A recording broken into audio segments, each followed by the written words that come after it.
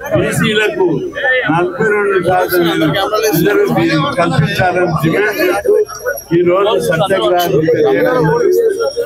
రాష్ట్ర ప్రభుత్వం Congress party Kamareddy declaration లో 42% అనేక ఎన్నికల వాగ్దానాల పత్రాలలో ఎన్నికల మేనిఫెస్టో 42% కానీ తీరా అమలు చేయడానికి 1 year నుంచి అనేక డిమ్కి డమ్కి కొట్టుకుంటా వాగ్దానాలు చేస్తూ వాయిదాలు ఈ రిజర్వేషన్లు అమలు చేయడానికి పెద్ద ప్రాసెస్ లిమిటెడ్ ప్రాసెస్ అసెంబ్లీలో బిల్లు పెట్టి ఆ బిల్లు గవర్నర్ దగ్గర పాస్ చేసుకొని మా నచ్చని పాస్ చేసుకొని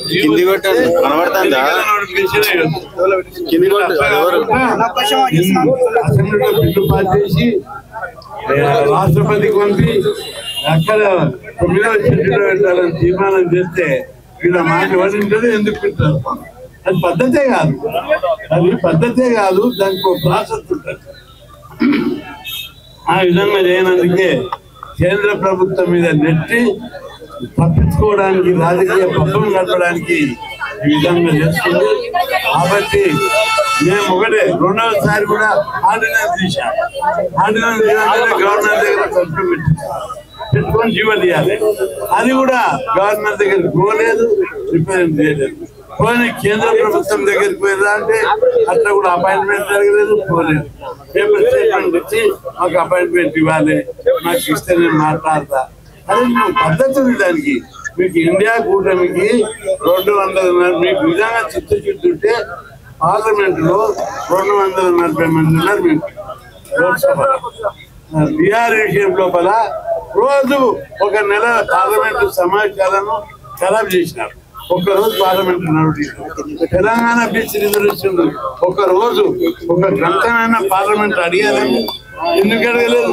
మీకు చిత్తశుద్ధి ఉంటే ఎందుకు అడగారు కాబట్టి మీకు చిత్తశుద్ధి లేదు పెట్టాలనే చిత్తశుద్ధి అసలు లేదు 2వది రాష్ట్ర ప్రజానికాన్ని పూర్తిగా తప్పుతో వర్తించారు మీకు ఇది కేంద్ర ప్రభుత్వం చేయాలి 9వ షెడ్యూల్లో పెట్టాలని అనేక మంది ప్రజలను ఐఏఎస్ ఆఫీసర్లను అడ్వకేట్లను రాజకీయ నాయకులను రాజకీయ పార్టీలను మేధావులను ప్రొఫెసర్లను వాళ్ళందరికీ కూడా బ్రెయిన్ వాష్ చేసి కేంద్రం చేయాలన్నట్ట కదా ప్రతి ఒక్కరికి భ్రష్టు పట్టించారు అదేవిధంగా ఢిల్లీలో పోయి ధర్నాలు చేశారు ఇష్యూ డైవర్ట్ చేయడానికి మీకు చేయాలని చిత్తశుద్ధి ఉంటే మళ్ళీ ఒకసారి అసెంబ్లీ సమావేశం పెట్టి గవర్నర్కి పంపితే ఆటోమేటిక్గా జీవో అవుతుంది అప్పుడు ఆ గవర్నర్ ఒప్పుకోకుండా జీవో తీయదు 2వది గవర్నర్ ఒప్పుకోలేదని ఇప్పటికున్న బిల్లు మీదనే మీరు సుప్రీంకోర్టులో మ్యాండమెంట్స్ పిటిషన్ వేస్తే 90 రోజుల్లో చేయకపోతే మ్యాండమెంట్స్ పిటిషన్ వచ్చింది కోర్టులో అప్పుడు గవర్నర్ తప్పనిసరి ఒప్పుకుంటాడు జీవో ఒప్పుకోకపోతే జీవో తీయచ్చు అప్పుడు ఎన్నికలకు పోవచ్చు 2వది ప్రభుత్వం ఇది జీవో తీస్తే కోట్ల కొట్టేస్తారంటే తప్పుడు వాదన కోట్ల కొట్టేయదు ఎందుకంటే 50% సీలింగ్ కూడా కొట్టేస్తారు 50% సీలింగ్ ఎప్పుడో పోయింది ఈడబ్ల్యూఎస్ ఎకనామికల్లీ అగ్రకులాలకు 10% రిజర్వేషన్ పెట్టినప్పుడు సుప్రీంకోర్టు 50% సీలింగ్ తొలగించి 40% 70% దాకా ఉండొచ్చు అని చెప్పింది కానీ ఇక్కడ మీరు సీలింగ్ అని తప్పించుకుంటున్నారు కాబట్టి ఇది తప్పుడు వాదన ఎస్కేప్ వాదన తప్పించుకునే వాదన తప్పించుకునే సాగు కాబట్టి కేసు గెలుస్తుంది మీరు జీవోది ఎన్నికల నోటిఫికేషన్ అయ్యి తప్పనిసరిగా గెలుస్తుంది జనాభా లెక్కలున్నాయి రాజ్యాంగం యొక్క హక్కు ఉంది చట్టసభ అసెంబ్లీలో చట్టం చేశారు చట్ట ప్రకారం రాజ్యాంగం ప్రకారం కోర్టు తీర్పుల ప్రకారం ఈ రిజర్వేషన్లు చెల్లుతాయి దీన్ని తప్పించుకోవడానికి వీల్లేదు నువ్వు ఎక్కడ ప్రభుత్వ పరంగా తప్పించుకోవచ్చు కానీ ప్రజల పరంగా తప్పించుకోలేదు ఎందుకంటే ఈరోజు నేను దీక్ష చేస్తున్నాను తెలిస్తే వేలాది మంది తండోపతండాలుగా ప్రభుత్వం ఎంత నిర్బంధం పెట్టినా ఇంకా లగ్నిగా పుట్టుకడ ఆపిందని శంషాబాద్ దగ్గర ఆపిందని చేవల దగ్గర 100 కార్లు ఆపిందని కరీంనగర్ ఆపిందని పోలీసులు ఆపారు విజయవాడ రూట్ల ఎక్కడికక్కడ నిర్బంధం చేసిన నల్గొండ రూట్ ఆపారు వరంగల్ రూట్ ఆపారు హైదరాబాద్ లో ఆపారు ఎక్కడికక్కడ పోలీసులు దిగ్బంధం చేసిన వేలాది మంది దాదాపు 10,000 మంది కొత్త నుంచి వస్తుంటే నేను ఆశ్చర్యపోయినా. అవురా, ప్రభుత్వం ఇంత నిర్బంధం పెడితే కూడా ఇంత వేలాదిగా తరలి వచ్చారు ప్రజలు. వీళ్ళకి ఎంత ఉద్యమం చేయాలని ఆసక్తి ఉందని చెప్పి ఇన్ని రోజులు నేను హాస్టల్ పెట్టాలి.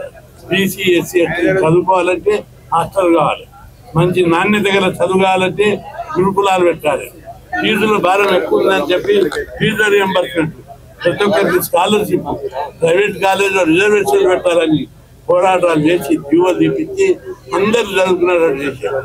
చదువు ద్వారానే ఈరోజు తెలంగాణ ఆంధ్ర సమాజంలో పెద్ద మార్పు వచ్చింది. అందరూ మేధావులు అంటారు, నిశ్శబ్ద విప్లవం తెచ్చావు పుస్తకాన్ని. ఎందుకంటే ఒకప్పుడు 20 ఏళ్ల కింద 10 ఏళ్ల కింద హైదరాబాద్ లో రోడ్లు వేసే దగ్గర, బిల్డింగ్లు కట్టే దగ్గర, అపార్ట్మెంట్ కట్టే దగ్గర ఏ లేబర్ ఉంటుంది? పాలమూరు లేబర్, ప్రకాశం లేబర్, శ్రీకాకుళం లేబర్, మెదక్ జిల్లాకు సంబంధించిన లేబర్ ఉండేవారు. ఈ రోజు మీరు ఎక్కడన్నా పోయి చూడండి, రోడ్లు వచ్చే దగ్గర కానీ లేదా అపార్ట్మెంట్ గట్ట దగ్గర ఎవరున్నారు? ఛత్తీస్గఢ్ వాళ్ళు, బీహార్ వాళ్ళు, ఒరిస్సా వాళ్ళు, యూపీ వాళ్ళు. మరి మన వాళ్ళ దగ్గర చైల్డ్ లేబర్ ఎందుకు లేదు? లేబర్ ఎందుకు దొరకలేదు అంటే మేము చేసిన పోరాటాల వల్ల. ప్రతి ఒక్కరు చదువుకున్నారు, ప్రతి ఒక్కరు విద్యావంతులయ్యారు, అందరు అమెరికా ఫ్లైట్ ఎక్కుతున్నారు, ఉన్నత విద్యావంతులై బిజినెస్ వెళ్ళకపోతున్నారు. ఈ విధంగా సమాజంలో బీసీ పోరాటం వల్ల మార్పు వచ్చింది.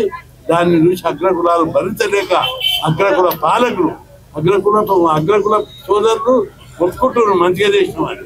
పాలకులు మా సీట్లు వస్తాయో భవిష్యత్తులో మేము ఓడిపోతాం, బీసీల రాజ్యం వస్తుందని చెప్పి ఈ విధంగా అపవాదు పెట్టడానికి ప్రయత్నం చేస్తున్నారు. దీన్ని బీజేపీ అడ్డుకుంటున్నట్టు. బీజేపీ ఎందుకు అడ్డుకుంటుంది? ఏం గొడవ పెట్టిందా? ఏమన్నా లెటర్ రాసిందా? ఎక్కడ అడ్డుకుంటలేదు. బీజేపీ పార్టీ బీసీల వశం అయిపోయింది. ఈ రోజు బీజేపీ పార్టీ ఎవరైనా అగ్రకుల పనులు ఉన్నారా?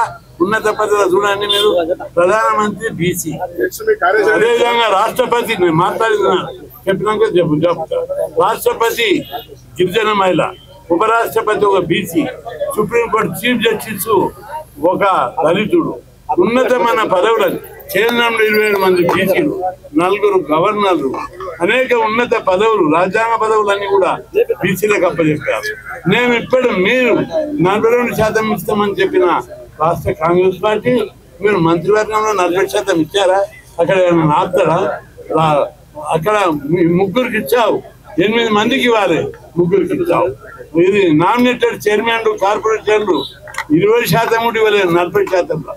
అదేవిధంగా మొన్న అపాయింట్ చేసిన ఇన్ఫర్మేషన్ కమిషనర్లలో 5 మందిని నియమిస్తే ఒక్క బీసీ నీకు దొరకలేదా? ఇంత బీసీ వ్యతిరేకత మీ బ్లడ్ డిఎన్ఏలో కనిపిస్తుంది. మళ్ళా బీజేపీ మీద బుద్ధ వెళ్తావు. బీజేపీ ఉపరాష్ట్రపతి, నిన్నమన్నటి ఉపరాష్ట్రపతి కూడా బీసీలకు ఇచ్చారు. బీజేపీ పార్టీ చరిత్రలో నిలిచిపోయే విధంగా ప్రధానమంత్రిని బీసీ చేసింది. మొన్న మేము 70 ఏళ్ల నుంచి కొట్లాడుతున్నాం. నా 50 ఏళ్ల పోరాటంలో 30 ఏళ్ల నుంచి కులగణన చేయాలని కొట్లాడుతున్నాం. సుప్రీంకోర్టు తీర్పులు ఉన్నాయి, అనేక కమిషన్ల సిఫార్సులు ఉన్నాయి కులగణన చేయాలని చెప్పి. కానీ గత ప్రభుత్వాలు కాంగ్రెస్, జనతా పార్టీ చేయలేదు. కానీ మొన్న నేను పోయి ప్రధానమంత్రిని, అమిత్ షాను, ప్రధానమంత్రి నరేంద్ర మోడీని కలిసి కులగణన చేయాలని రిక్వెస్ట్ చేస్తే వెంబడే ఒప్పుకున్నారు. ఈరోజు అది ఒక చరిత్ర. కులగణన చేయడానికి కేంద్ర ప్రభుత్వం ఒప్పుకున్నది, ఆర్ఎస్ఎస్ చీఫ్ మోహన్ భగత్ కూడా ఒప్పుకున్నాడు. మీరు ఇది గమనించాలి, మనసుతో చూడాలి, హృదయంతో చూడాలి. ఏదో బీజేపీ మీద ముద్దదలే పని పెట్టుకోవద్దు. కులగణన చేస్తున్నారంటే భవిష్యత్తులో బీసీలకు జనాభా ప్రకారము అన్ని రంగాలలో వాటా ఇవ్వడానికి సిద్ధపడే కులగణన. భవిష్యత్తులో చట్టసభలో రిజర్వేషన్లు, కేంద్రంలో మంత్రిత్వ శాఖ, విద్యా ఉద్యోగాల జనాభా ప్రకారం రిజర్వేషన్ల పెంపు లాంటి అనేకమైన ప్రతిపాదనలకు ప్రపోజల్ సిద్ధపడే కులగణనకు ముందుకొచ్చారు. కాబట్టి బీజేపీ మొత్తం సామాజిక న్యాయానికి కట్టుబడి ఉంది. బుద్ధ తల్లి తప్పించుకోకు, నీకు అనేక మార్గాలు ఉన్నాయి. ఇప్పటికైనా అసెంబ్లీ మరొకసారి సమావేశం పెట్టి బిల్లు పాస్ చేసి గవర్నర్ పంపు, ఒప్పుకోకపోయినా తీయొచ్చు, అది రాజ్యాంగంలో ఉంది. అప్పుడు ఒకవేళ కోర్టు కొట్టేస్తే మేము చూసుకుంటాం. నీ మీద ఎందుకు బదలాం? నీకు కోర్టులు బదలాం అవుతుంది. అప్పుడు మేము కోర్టులో చూసుకుంటాం. ఓట్లో గెలుస్తుందనే ధైర్యం మాకు ఉంది. మీకేమో డౌట్ ఉన్నది, మాకు ధైర్యం ఉంది. తప్పనిసరి గెలుస్తాం. గెలిచి 42 మీరు ముఖ్యమంత్రులు మీరే, మంత్రులు మీరే, ప్రధానమంత్రి ఇన్ని రోజులు ప్రధానమంత్రులు మీరే. ఈరోజు లేక మా వాళ్ళు సర్పంచులు అయితే వార్డు మెంబర్లు అయితే మీరు ఓర్వలేకపోతారు. ఈ సర్పంచులు వచ్చే రాలేదు. నేను 84 కొట్లాడి 86లో ముఖ్యమంత్రి అప్పటి ఎంపీ రామారావు తోటి ఎంపీటీసీ జడ్పీటీసీలలో 20% 20 సరిపోదు, 34 పెంచాలి, 40 పెంచాలని కొట్లాడితే 92లో విజయభాస్కర్ రెడ్డి సర్పంచులు అంతవరకు లేకుంటే సర్పంచుల్లో 34, స్థానిక సంస్థలు అన్ని ఎన్నికల్లో కూడా 34 పెంచుతూ ఓ నిర్ణయం తీసుకున్నాం. ఇది మా పోరాటం వల్ల. మీరు ప్రేమతో ఎవరు పెట్టలేదు, ఇది మా పోరాటం. అందుకే ఎక్కువ ప్రజలందరూ మేము పిలిపిస్తే ఈరోజు సర్పంచులు, ఎంపీటీసీలు, జడ్పీటీసీలు పార్టీలకు అతీతంగా, కులాలకు అతీతంగా అన్ని దాదాపు 40 కుల సంఘాల నాయకులు, 30 బీసీ సంఘాల ఉద్యోగ సంఘాలు, 36 బీసీ సంఘాలు, అన్ని పార్టీలకు చెందిన నాయకులు వచ్చి పూర్తి మద్దతు ప్రకటించారు. ఉదయం నుంచి తండోపతండాలుగా వదిలి వస్తుంటే రిపోర్టు ప్రకారం 9 నుంచి 10,000 మంది ఉన్నారు, ఇంకా వస్తూనే ఉన్నారు. కాబట్టి ప్రభుత్వం ప్రజల స్పందన ఇది ఆరంభం మాత్రమే. తర్వాత జిల్లాలకు, తాలూకాలకు, మండలాలకు తెలంగాణ ఉద్యమం ఎట్లయితే విస్తరించిందో అట్లాగే విస్తరిస్తుందని చెప్పి హెచ్చరిస్తున్నాం. ఏం జాప్యం చేయకుండా వెంటనే పెంచాలని విజ్ఞప్తి చేస్తూ సెలవు.